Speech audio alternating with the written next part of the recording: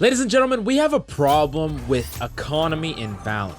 Many players are not understanding economy correctly in Valorant, and it's costing them tons of games, or it's preventing you from building up an overwhelming advantage against your enemy. All that being said, let's break down the most important advanced economy tips so that you can easily rank up. Speaking of easily ranking up, smash that sub button so you don't miss out on a single bit of info or any guides coming your way. All that being said, let's just jump right into it, shall we? So jumping right into it, the first thing that you need to do every single round is you need to analyze the enemy's money, their economy, which is information that is given to you right off the bat. And you need to ask yourself these questions. How much money does the enemy have? You notice how much they have and you analyze what that means. What thresholds can they reach? Let me give you this example. If they're at the appropriate funds to buy an AR plus armor, or does multiple members of the enemy team, are they capable of buying ops? All these things greatly matter because it's going to tell you exactly what you're going to be up against. Knowing what these thresholds are to buy an op plus armor, which is 5,500 creds, or to buy an AR plus armor, which is 3,900 creds. And you need to think about these things and what they mean for you and what your team is going to go up against. On top of this, you need to ask yourself, how likely are they gonna force buy? Most of the time, enemies will save their money if they cannot buy good enough guns. Most of the time, in a lot of scenarios, the enemies will save their money if they're at a fundamental disadvantage. They would rather save up and buy the ARs to challenge your ARs, rather than just buy a weaker gun to potentially win around, but they're still in a disadvantage. You need to think about what has the enemy done in the past. Have they shown an inclination to force buy in rounds? And what can you personally do to punish this? I'm gonna give into more ways that you could specifically punish this later, but for now, just think about these common questions and what they mean in the grand scheme of economy.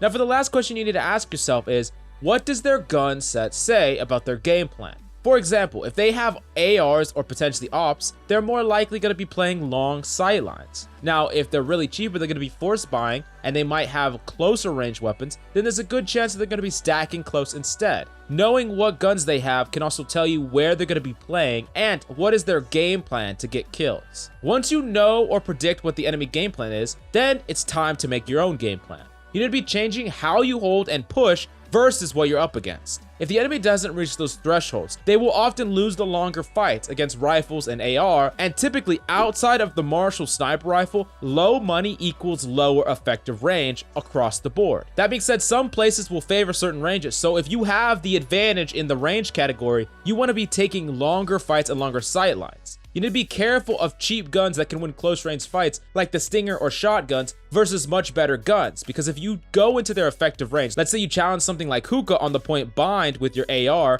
you can easily get killed by a shotgun even if you have the better weapon if you're in their effective range. The big takeaway for you is regardless of what side you're on, you need to be fighting to control the space where your weapon is in its effective range with utility. Let's take Hookah again for this scenario. If you have ARs, it's far better to flush out every corner with utility so that you force any shotguns out of that space. You don't have to contest them in that space in their effective range. And then when they flood onto the point or back to the backside of point, you can take effectively much farther range fights where they're far less effective. And on the flip side, they need to be using their utility or whatever they can to maintain the close range control in that area, because they do not have a good effective range if you force them away. This is something that's really important to get down because it all comes down to playing to the strengths of your weapons and making sure that you analyze what the enemy's guns are going to be based on their price point, and then not playing into the strength of the guns in that price point.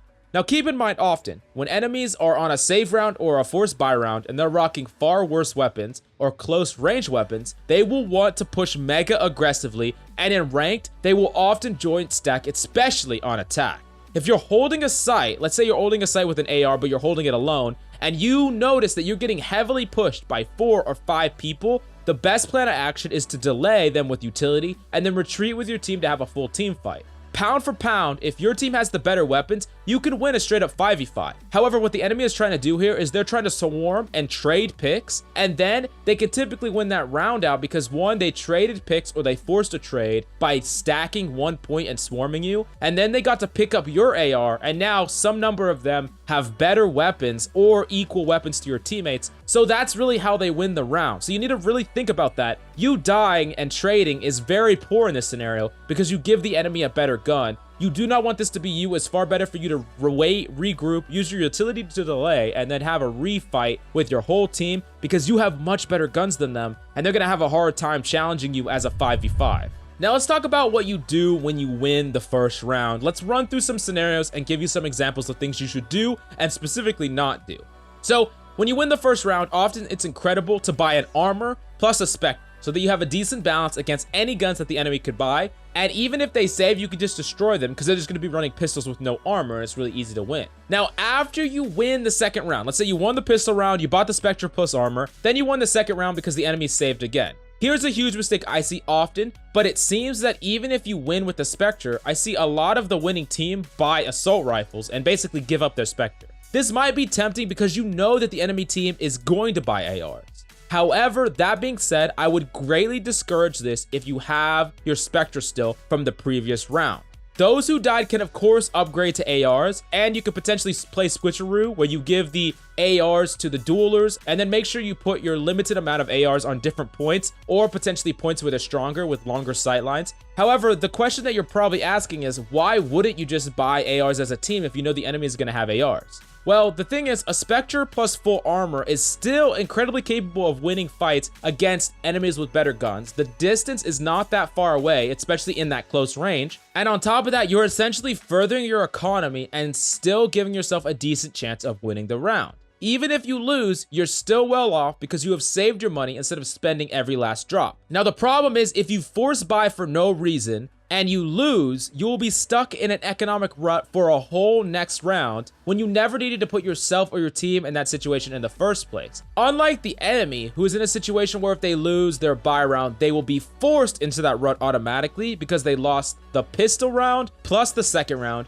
and losing the third buy round means that they have to save for the fourth in order to buy ARs for the fifth round. As icing on the cake, something really important is if you win the Spectre versus AR third round. So you won the pistol round, you bought Spectres and won the second round easily because the enemy was saving. Then the enemy bought and you kept your Spectres and you win the third round. You get to trade up for free by stealing the enemy's weapons, and some of your teammates could even opt for the fourth and fifth round. And remember, the enemy team is going to have to save the fourth round in order to actually challenge you with assault rifles on the fifth round. So you could hypothetically stack your advantage immensely throughout all these different rounds, and even on the fifth round when they buy, they're gonna have to go up against multiple ops. And then last but certainly not least, at worst, you save your economy to try again for the fourth round instead of forcing you into a fourth round save scenario like the enemy. This is a way that you could snowball your advantage and your money advantage throughout multiple rounds in the game, and it's a really important fundamental concept to grasp. Now, of course, there's something to say about mix-up rounds. These typically work far better in ranked than they do in team play, but keep in mind, if you potentially try to force buy a round and it fails, the mission fails, it doesn't go correctly, you could potentially put yourself in an economic rut multiple rounds in a row where you put yourself at a fundamental disadvantage. So these should be used few and far between with very specific situations and strategies, but sometimes you're forced to buy simply because it's the last round before the swap. Now, something to pay attention to as both the person who's saving in an econ round or as someone who's defending is when the enemy is not quite to the threshold, but they have more money than 2,000 credits. So if an enemy is under 2,000 credits or they have about 2,000 credits, often they will save because they need that 1,900 credits from a loss to still get up to that 3,900 credit threshold to buy the AR plus armor. That being said, if they're in that limbo from 2,000 credits to 3,800 credits around that point, often they will buy off the top in order to buy better guns for the scenario while still being able to meet that threshold for the preceding round. This is especially the case if they lost, but a couple members on the enemy team still fragged out in some capacity because they have some extra money running around. This is where you'll often see people buy shotguns and different other SMGs to potentially throw you off, get some picks, potentially flip the advantage or mess up your own advantage by killing you when you have ARs. So this is what we would call an eco round strategy, and there's other guns that are anti-eco, things like shotguns where people will aggressively fight for those controls on the map. These type of weapons have specific disadvantages, and like we talked about before, as long as you play outside of their effective range and understand that that is what they're trying to accomplish with the money in their given price point, it's far more difficult for the enemies to challenge you because yes, a shotgun can kill you in its effective range incredibly easily, but a Vandal can kill you almost in any effective range, and outside of that very limited small range of a shotgun, it's gonna win the matchup every time. So it's all about fleshing enemies out with utility in those rounds. But if you are the eco strategy, if you're anti-eco or you're buying in an eco round down to that 2,000 credits price point, then you really need to understand that that's what the enemy is going to try to do, and you need to try to position yourself accordingly, use your utility to fight for that neutral space so that you could still use your weapon in its effective range. Because keep in mind, if you are forced by the enemy to play outside your effective range, you might as well be dead because you have no potential lethality against the enemy, and it's very, very important that you at least trade kills during an anti-eco round if at all possible. Now, going back to what I talked about before, when you win the second round with a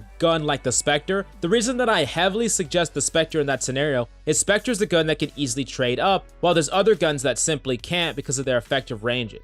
So for example, the Spectre has pretty decent mid to close range, and it can definitely challenge higher tier assault rifles as long as you play in that effective range. However, if instead after you win the pistol round you buy something like a shotgun, that's going to be really difficult for you to challenge the better guns if they play outside your effective range, and it's a lot harder for you to trade up in value if they play around you. So that is why I heavily suggest the Spectre after you win the first round into the second round, because its value appreciates very effectively and it's comparable to some of the better guns, as opposed to if you just bought something like a shotgun, it becomes a lot less valuable very quickly. Anyways, if you learned anything or if you have any questions, please smash that subscribe button and let me know in the comments down below. I know that economy is a very complicated topic, but I tried to give you some big takeaways here. And if you have any questions, please let me know right away, or I can make a follow-up video to this to further talk about many of the other important factors about economy. Anyways, I think that's all we got for you today. I'm Coach Mills, and until next time.